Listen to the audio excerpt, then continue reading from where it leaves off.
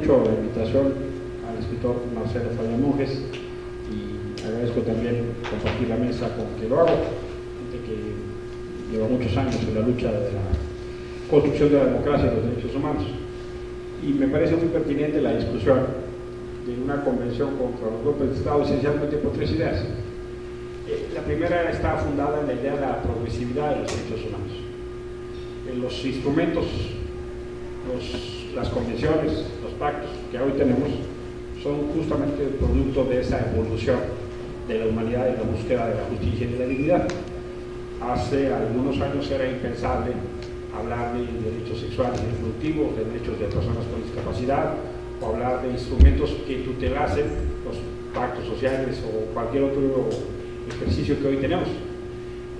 En la segunda mitad del siglo XX se han construido, en principios de esta década del siglo XXI, la mayor cantidad de instrumentos jurídicos internacionales, regionales, nacionales y locales en la historia de la humanidad para tutelar la dignidad de las personas. Y hoy hemos avanzado tanto en la Declaración Universal como en el sistema interamericano, a través de la Carta Interamericana Democrática, la Carta Democrática Interamericana, a entender que la democracia es un derecho. En el entendido de tutelar ese derecho, esta convención, fundada en esa noción de progresividad, vendría a constituir un blindaje, no solo de la expresión de la gente, sino del derecho a participar en la toma de decisiones. Esta noción de progresividad tendría la posibilidad de ayudarnos a entender que ha llegado el momento de revisar las condiciones para garantizar la constitución de los gobiernos democráticamente electos. En la región se ha prendido el tablero de la preocupación de la gobernabilidad democrática por lo que ha pasado en Honduras, por lo que ha pasado en Paraguay y por otro tipo de experiencias en la región. A principios de la década de los 10 del siglo XXI se prendió ya el tablero de la preocupación cuando el PNUD y otras instancias encontraron que más de la mitad de los latinoamericanos no tendrían especial predilección en algún tipo de gobierno si este garantizaba los derechos económicos, sociales y culturales. Ese hallazgo prendió la alerta a nivel mundial, porque venía de una región del mundo que conocía golpes de Estado, dictaduras, gobiernos de facto. De manera que a posterior se ha avanzado no solo el entendimiento de generar una democracia que garantice los derechos de las personas, sino avanzar en la construcción de ciudadanía que permita hacer realidad a la democracia como un complejo sistema de ejercicio de derechos. Por eso avanzar en una convención de esta naturaleza sería de la mayor importancia. La segunda idea tiene que ver con las experiencias y los aportes propios de la región. América Latina cuenta con el doloroso y diría dramático orgullo de ser la región del mundo que contribuyó al derecho internacional de los derechos humanos con distintos instrumentos como, por ejemplo, el fenómeno de las desapariciones forzadas. Antes de los golpes de Estado en América Latina no estaba tipificado internacionalmente el delito de la desaparición forzada y la violación de los derechos humanos en condición de lesa humanidad. A partir de lo vivido en América Latina, existe ya la Comisión Interamericana contra la Desaparición Forzada de Personas y los instrumentos en el orden internacional en Naciones Unidas contra la desaparición forzada de personas. Ese hecho no resolvió el pasado, pero ayuda a blindar de la mejor manera, de la mejor forma y la mejor condición que esa práctica sea combatida si es que llegase a presentarse. Gracias a la lucha de víctimas, de luchadores de derechos humanos y también de gobiernos que lo asumieron como agenda propia, se pudo llegar a tipificar, por ejemplo, la convención o los instrumentos particulares contra la desaparición forzada de personas. Eso hoy por hoy ayuda a combatir esta práctica. Lo mismo ha pasado con la tortura, lo mismo ha pasado con otro tipo de acciones que tienen que ver con ejecuciones extrajudiciales o contratos crueles, inhumanos y degradantes. En los derechos colectivos tenemos que avanzar. La particularidad de esta convención contra los golpes de Estado es que ayudaría a tutelar derechos colectivos, no solo derechos individuales. Y eso generaría una condición donde la región pudiese aportar. Y la tercera idea tiene que ver en asumir que tenemos que generar instrumentos jurídicos para blindar la voluntad de la gente.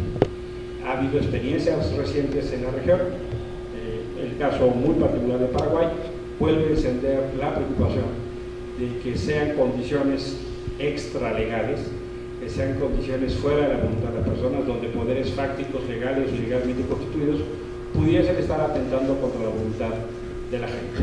De manera que se generen condiciones para que la comunidad internacional toda pueda intervenir. Esta propuesta de convención tiene ya algunos elementos que ayudan a generar no solo principios doctrinales en la materia, sino acciones de la comunidad internacional y de los estados que podrían ayudar a evitar mayores violaciones a los derechos humanos cuando se da un golpe de Estado.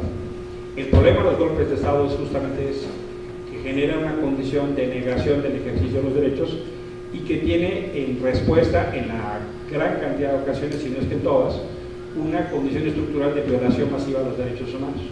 Por eso es que es tan importante, porque ayudaría a prevenir.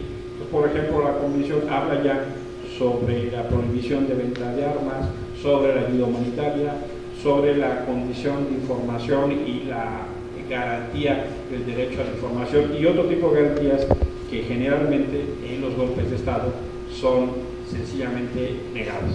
De manera pues que creo que lo que tocaría es hacer un llamado a los gobiernos, en particular a los gobiernos de la región, para que pudiesen constituir un grupo de trabajo que retomase esta propuesta de convención, que convocase a la comunidad académica, a la comunidad de derechos humanos, a las organizaciones sociales, a los especialistas, para fortalecerla, para robustecerla y elevarla en las instancias internacionales para poder generar una condición no solo para la región, no solo para el continente americano, sino para todo el mundo.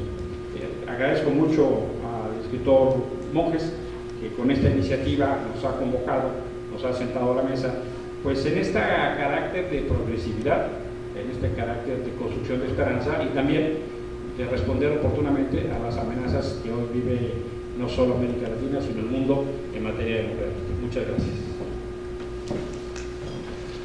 Gracias.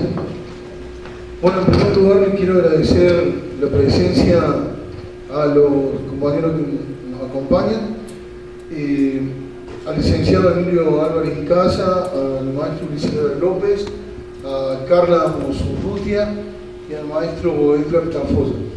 En el caso del licenciado Emilio Álvarez Icaza, quiero decir que tuve el orgullo de conocer a su padre, el honor de conocer a su padre, don Pepe, que fue el fundador de CENCOS y una de las primeras personas que en México habló por primera vez del tema de derechos humanos. Fue, junto con Laureano Luna, prácticamente uno de los primeros fundadores del tema de derechos humanos en México.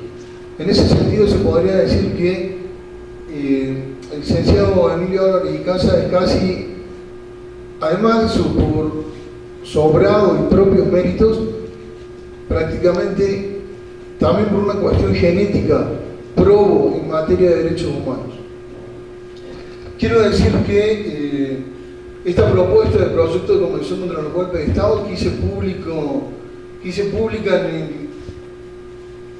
en el 2009, a unos días tan solo del golpe de Estado en Honduras, donde ya desde ahí me acompañó el maestro Luis López junto con organizaciones sociales, con organizaciones de derechos humanos, en una empresa a la que se fueron sumando personalidades como Carlos Lepoy, como el escritor Osvaldo Bayer, como la Fundación Roberta Menchú. Bueno, hoy todavía reclama que sea una construcción verdadera.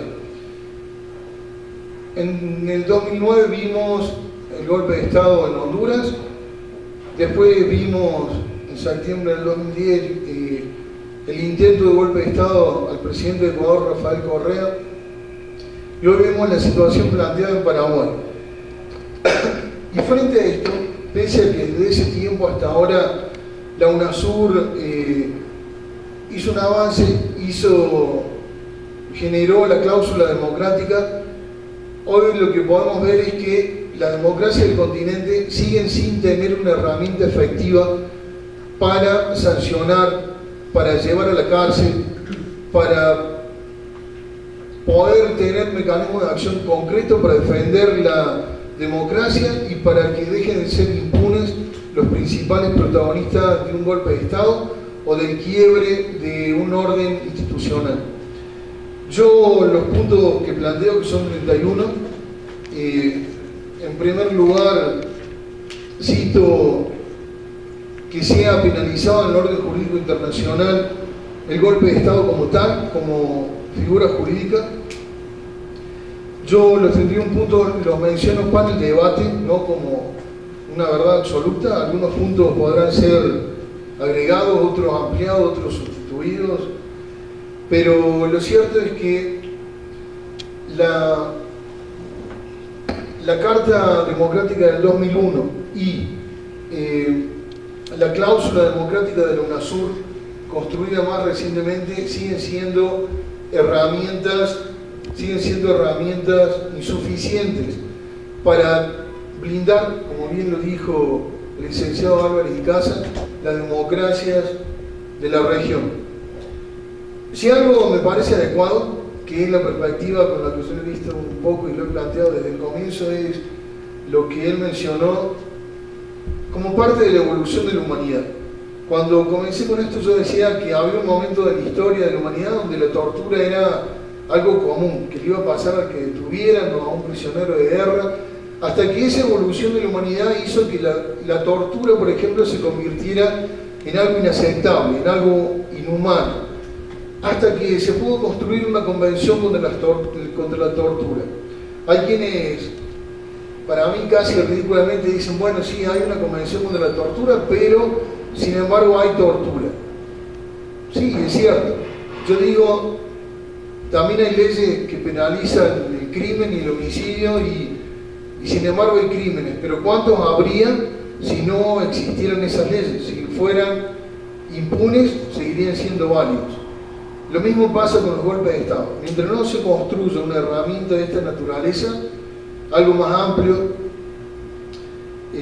como es una convención contra los golpes de Estado, seguiremos viendo lamentablemente un golpe de Estado aquí, otro golpe de Estado allá. Lo ideal sería que la convención fuera construida para todos los estados, pero lo cierto es que es más probable que se pueda comenzar por la región, que los países de la UNASUR, por ejemplo, tienen una coincidencia en criterios y similitudes ideológicas como para llevar adelante una herramienta de este tipo. Bueno, lo que nos reúne hoy y nos convoca es el hecho de hacer un llamado concreto a todos los presidentes de la región a construir en serio una herramienta de este tipo para que la democracia no se pueda ver vulnerada nunca más en nuestro continente. De nuevo les quiero agradecer a los presentes, a la gente que nos acompaña en esta empresa, y de todo corazón muchas gracias.